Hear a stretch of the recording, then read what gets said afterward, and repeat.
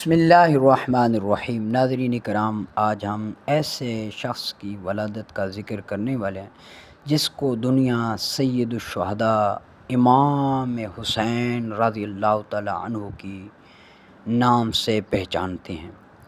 آپ کی ولادت مبارک 5 شعبان 4 ہجری کو مدینہ طیبہ میں ہوئی۔ آپ صلی اللہ علیہ وسلم نے آپ کے کان میں اذان دی، منہ میں لعاب دہن ڈالا اور آپ کے لیے دعا فرمائی۔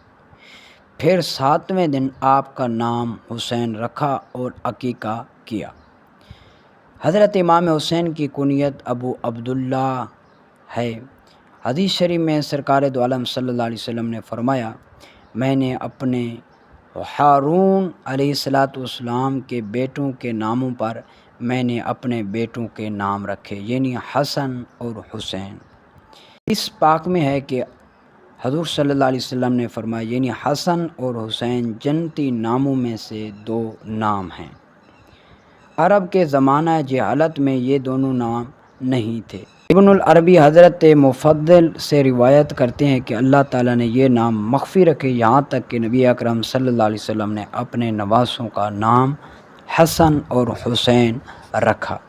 حضرت ام فضل بن حارث رضی اللہ تعالی عنہ، یعنی حضور علیہ السلام کی چچی حضرت عباس بن عبد المطلب کی اہلیہ محترمہ ایک دن حضور صلی اللہ علیہ وسلم کی خدمت میں حاضر ہوئی اور عرض کیا، یا رسول اللہ صلی اللہ علیہ وسلم، آج میں نے ایک ایسا خواب دیکھا کہ جس میں ڈر گئی ہوں۔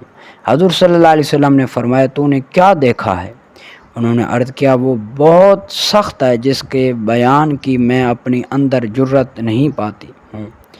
حضور صلی اللہ علیہ وسلم نے فرمایا، بیان کرو۔ تو انہوں نے عرض کیا، میں نے یہ دیکھا کہ حضور صلی اللہ علیہ وسلم کی جسم مبارک کا ایک ٹکڑا کاٹ کر میری گود میں رکھا گیا ہے۔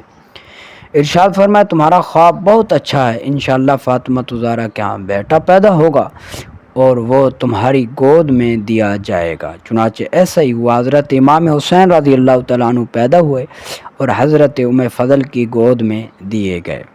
اس طرح کی اور اسلامی ویڈیو دیکھنے کے لیے ہمارے چینل کو سبسکرائب کر دیں اور ساتھ دیے گئے بیل آئیکن کے بٹن کو ضرور پریس کر دیں تاکہ ہماری نئی آنے والی اسلامی ویڈیو آپ تک بر وقت پہنچتے رہیں۔